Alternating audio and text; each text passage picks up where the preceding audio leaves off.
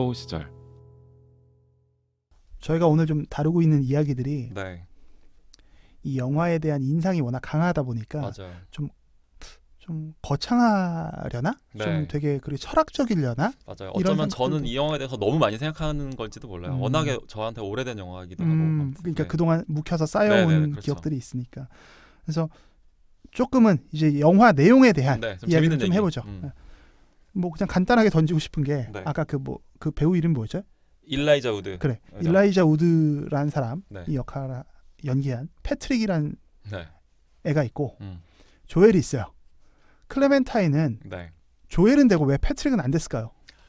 아주 진짜 정말 궁금하잖아요. 네, 이것도 네, 되게 던져볼 수 있는 질문인데, 그쵸? 사실 패트릭은 어떻게 보면은 답안지를 가지고 그치. 클레멘타인 뭐 공략법 이런 거를 맞아, 가지고 지금 시작한 거지. 시작한 건데도, 근데 연인 관계가 되는 데까지는 성공하는데 맞아요. 사랑을 하는 데까지는 실패하는 거거든요. 맞아요. 그리고 네. 마지막에 클레멘타인한테 이제 손절당하는데 그때 보면은 정말 이제 개선의 여지도 없어 보여요. 완전히 끝났어. 진짜 끝난 것 같아. 근데 이거를 뭐 아주 1차원적으로 보면 뭐 연완 어리라는 아주 냉소적인 결론을 내릴 수도 있죠. 왠지 알 것 같지.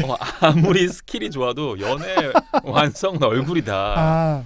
짐 캐리처럼 생기지 않은 애가 그렇게 해봐야 뭐 아무 의미 없다라고 되게 21세기적으로 해석할 수도 있겠지만, 물론 여기서 일라이자 우드도 잘생겼는데 이제 모양새를 봤을 때 그리고 이제 클레멘타인의 어떤 선호도를 또 고려했을 때 개인의 그렇죠. 취향을 그런 걸 봤을 때 그렇다라고 결론을 아주 냉소적으로 내릴 수 있지만, 근데 이제 이 외모 문제라는 게 어떤 반드시 이목구비의 문제가 아닐 수 있거든요.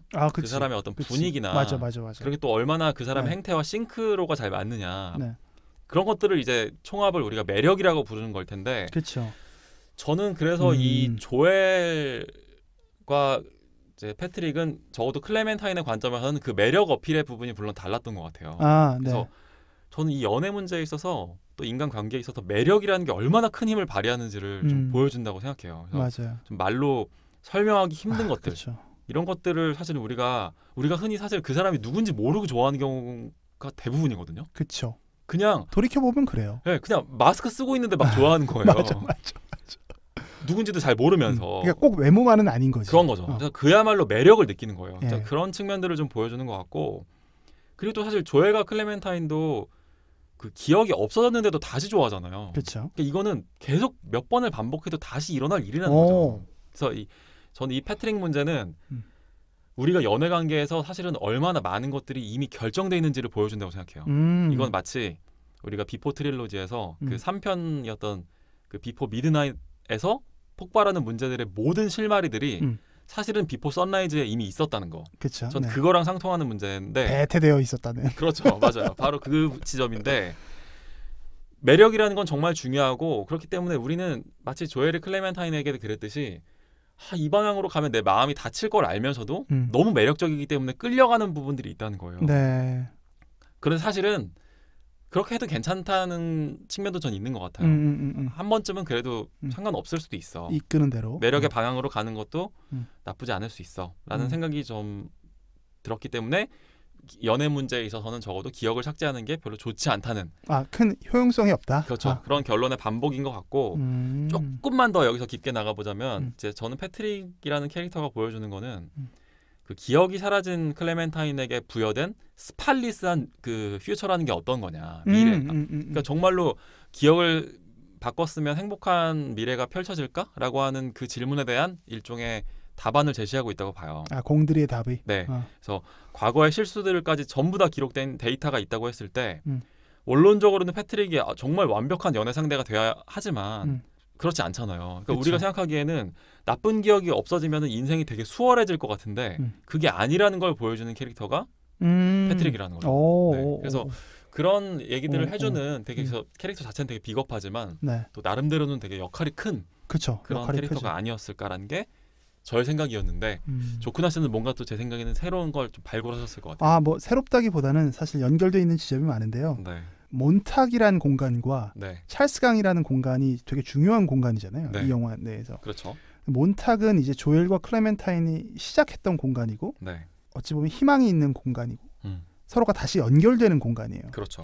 그러면 찰스 강은 이제 둘이 추억을 쌓았던 비밀의 공간이거든요. 근데 그 비밀이란 거는 서로에게 마음이 열려 있을 때 접속되는 거예요. 맞아요. 비밀이란 거. 근데 찰스 강에 향하기 전에 그러니까 클레멘타인과 조엘이 간 거 말고 네.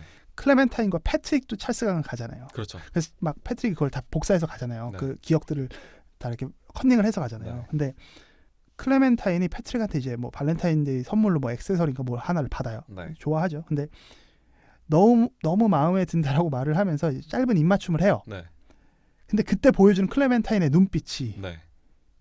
그 눈빛이 되게 비슷한 게 이 영화에 한 번 더 나와요. 네. 제가 느낄 때는 네. 그게 뭐냐면 하워드 박사가 스탠이 사고를 쳐가지고 하워드 박사가 다시 일터로 가야 되잖아요. 네. 조엘한테 가야 되잖아요. 그때 네. 남편이 전화 받고 있는 것을 보고 있는 하워드 박사의 아내의 눈빛과 되게 흡사한 거예요. 클레멘타인의 눈빛이 혹시 기억하실 수도 있는데 네네. 저는 그 눈빛의 질감이 너무 비슷하게 느껴졌어요. 이건 뭐냐면 너무 재밌는 연결이다 이거. 의심이에요. 의심. 믿을 수 없다는 거예요. 네. 그러니까 뭐지? 클레멘타인은 패트릭한테는 마음이 열려 있지 않고 이게 아까 그 원우 씨가 얘기했던 매력의 문제인데 네. 조엘한테는 열려 있어요. 근데 이 단서가 어디서 열릴 수 있느냐는 영화 속 내에서 제가 좀 찾아보면 네. 상처를 공유하는 사이이기 때문에 가능해요. 그러니까 마음을 얻는다는 거는 스토리가 서로에게 생기는 비밀이라는 게 만들어지는 거는 내면의 아픈 상처를 이야기할 수 있느냐 없느냐가 조건이 되는 경우가 굉장히 많다고 저는 생각을 해요. 그렇죠. 근데 조엘은 클레멘타인한테 그런 존재였거든요. 되게 재밌는 게 왜 오렌지라고 너를 불러? 뭐 이런 장면 네, 있잖아요. 네. 그랬더니 클레멘타인이 느닷없이 자기의 상처를 이야기하는 씬이 있어요. 맞아요. 그랬더니 조엘이 거기서 하는 반응이 기억을 지우지 마요. 맞아요. 그 스탠이랑한테 기억을 지우지 말라고요. 그러니까 예리하다. 인간은 되게 불완전한 존재예요. 근데 네. 우리가 연결된다는 건 되게 오묘해서 나에게 지우고 싶을 정도로 아픈 기억이 때로는 그렇죠. 가장 은밀한 내 편을 만드는 맞습니다. 연결의 지점이 되는 거거든요. 네. 그리고 가장 소중한 기억이 되는 거고 그게 생애의 아이러니고 역설적으로 불완전한 인간한테 신이 허락한 선물이라고 저는 생각을 해요. 좋은 얘기다. 네, 그래서 서로가 서로에게 희망이 되게 하는 그 요소가 있느냐 없느냐가 결국은 아까 말씀하셨던 매력이나 맞아요. 어떤 상처를 이야기할 수 있는 그 분위기가 나타나느냐인 거고 껍데기만 흉내 냈을 때는 흉내에 그치는 거죠. 본질이 네. 결국 드러나지 않는 건데 막 그 고등학교 때였나? 우리 문학 네. 시간에 배웠던 전 모든 시가 고등학교 때 배웠던 건데 네. 알렉산더 포프를 메리가 기억했다면 저는 그 신동엽 씨의 그 껍데기는 가라 뭐 글씨 있잖아요. 네네. 뭐 4월도 알맹이만 남고 뭐 껍데기는 가라 뭐 동학년 곰날에 뭐 함성만 뭐 아우성만 살고 뭐 이런 네네. 내용들 있잖아요. 네. 그 시가 정말 떠오르고 모든 쇠붙이는 가고 껍데기는 가고 우리한테 본질만 남아있는 거를 공들이는 외치고 있지 않나. 네. 이 장면을 이 관계를 통해서도 네. 보여주고 있는 것 같다. 너무 좋은 했습니다. 아까 그 눈빛 두 개를 매치시키는 거는 아주 또 예리한 정말 열심히 봤어요. 발골 포인트. 셰프라고 불러야 될 것 같아요. 조 셰프님께서 또 한번 멋지게 발골을 해주셨습니다. 네. 이렇게 예리하게 발골을 해주시니까 저 하나 또 궁금한 게 생겼는데 이건 제가 여러 번 영화를 보면서도 조금 생겼던 유지됐던 질문 중에 하나인 것 같아요. 이 보면은 조엘의 기억 속에서 보면은 되게 텔레비전이 많이 등장하거든요. 네. 그 텔레비전 안에 뭐 조엘과 클레멘타인이 계속 나오기도 하고. 맞아. 저 TV가 혹시 뭔가를 상징하는 게 있지 않을까라는 생각을 했는데 혹시 뭐 하나 좀 발견해내신 게 있는지.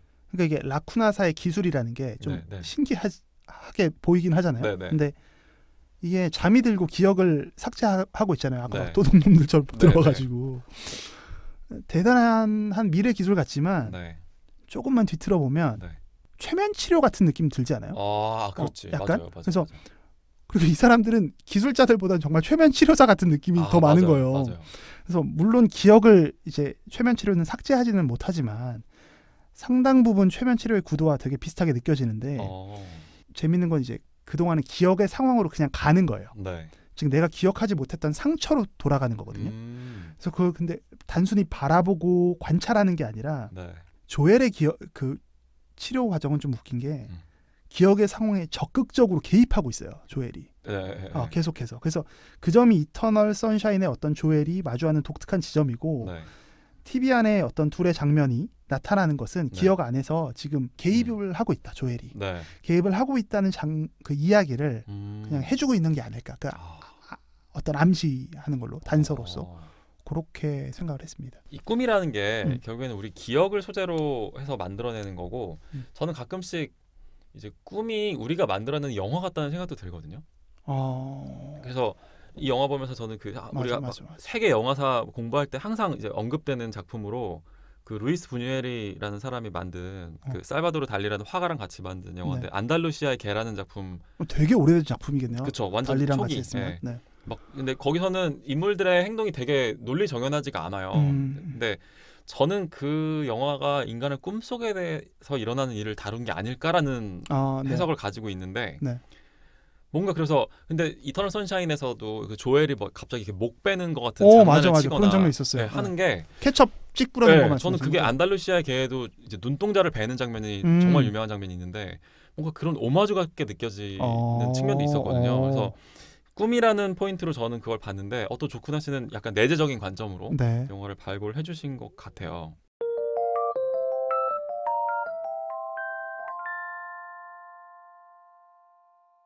오늘 되게 조 셰프님이 발굴의 어떤 지금 되게 물이 오르신 것 같아요. 근데 본인 생각하기는 어때요? 본인 생각하기에 지금 되게 영화를 좀 보는 어떤 테크닉이 좀 생겨난 것 같지 않으세요? 저는 그런 건 없는 아니에요? 것 같아요. 저는 그 이터널 선샤인은 정말 어려웠어요. 정말 어려웠어요. 근데 그런 어려움을 거치고 나서 노가다로 보는 것 같아요. 그러니까 노가다라는 게 이게 열심히 보는 성실함. 이런 사람이에요 지금 조쿠나 씨가. 또 많이 봤어요. 많이 봤는데 이 포인트는 그래서 많은 분들의 어떤 가르침을 좀 구해요. 네, 저도 뭐 마찬가지로 가르침을 구하는 부분도 많고 그래가지고 사실은 제가 오랫동안 이 이터널 선샤인과 관련된 질문에서 그 영화에서 좀 가졌었던 질문들을 지금 제가 되게 던져보고 있는 부분도 있는데 또 되게 많이 나오는 질문 중에 하나가 이 조엘과 클레멘타인이 다시 만나잖아요. 그럼 이제 다시 만났는데 이제 기억을 서로 삭제했었다는 것도 알고 또 다른 흑역사가 이제 생겨난 거예요. 이렇게 된 이 두 사람은 이번에는 안 헤어질까? 뭔가 약간 데자부 같네요. 우리 왜냐면 조제 때 했었던 질문과 되게 비슷하네요. 맞아요. 이번에는 다시 뭐 안 헤어지고 잘 만날 수 있을까? 안 싸울까? 이런 질문들도 던져볼 수 있을 것 같은데 혹시 어떻게 해보셨어요? 이거 되게 뭐 열려 있다고 본다라는 아주 두리뭉술한 대답밖에 못하지만 그건 물론 그렇죠. 근데 영화에서 보여주는 영화의 단서에서는 서로에게 더욱 특별한 존재가 된 건 맞는 것 같아요. 네네네. 근데 그럼 이제 앞으로 꽃길만 열릴 것 같잖아요. 네. 근데 이제 그렇게 대답을 못 하겠어요. 저는 왜냐하면 인간이 갖고 있는 기질이 불완전하지만 되게 고집스럽거든요. 나랑 또 참 너무 슬프네요. 비슷해요? 우리는 이제 꽃길만 펼쳐질 거라고 말할 수 없는 어른이 됐나 봐요. 원우 씨도 그렇게 생각하세요? 저도 비슷하게 봤거든요. 그래서 뭐 서로를 이해하는 관계에서 관계가 좀 더 가까워질 수는 있다라고 생각해요. 그렇지만 이들이 계속해서 더 간다에 대해서 모르겠어요. 장밋빛 미래만은 상상할 수 없는 것 같습니다. 둘이 잘 된다 안 된다를. 저도 비슷한데 뭐 굳이 좀 더 이렇게 뭐 예상을 해본다면 전 다시 사랑하게 될 확률은 거의 100%라고 보고. 근데 모를 일이지만 헤어질 가능성도 되게 높다고 봐요. 이거 뭐 100%라고까지는 말 못하겠는데 왜냐면 일단 두 사람의 연애가 되게 아슬아슬하고 좀 파괴적인 지점들마저도 있어요. 그래서 그렇기 때문에 사실은 저는 또 헤어져서 사실은 그럼으로써 지난 과거에 있었던 이 기억 삭제 작업을 정말 진정한 의미에서 무의미하게 만들 거라고 생각해요. 기억을 지우는 건 정말 아무짝에도 쓸모가 없구나. 그치. 인간은 같은 실수를 반복하는구나를 그냥 시간만 갔네라는 거를 좀 알려주는 걸로 결론이 나지 않을까. 사실 어쩌면 기억을 지운다는 건 그만큼 고통스럽다는 거고 그만큼 마음을 서로 놓지 못하고 있다는 건데 그쵸. 마음이 식어버리면 그 기억이 그냥 되게 건조한 하나의 조각들로만 기억날 뿐이잖아요. 그 영화에서도 발렌타인데이가 되니까 라쿠나사가 되게 대목을 맞잖아요. 왜냐면은 여러 사람들에게 그 고통을 리마인드 시켜주는 거죠. 그래서 뭐 그리고 은근히 발렌타인데이나 크리스마스 이럴 때 연인들이 많이 싸우기도 하거든요. 그렇죠. 기대치가 높아지기 때문에 제가 생각한 뭐 두 사람이 이건 비슷하게 본 것 같은데 기억을 지우는 것보다는 그냥 직면하는 게 맞지 않겠나라는 결론으로 적어도 연애에 있어서만큼은 그렇다는 결론으로 연결되는 것 같습니다. 저희의 이것만은 놓칠 수 없다 발굴 작업 이번에는 여기까지였습니다.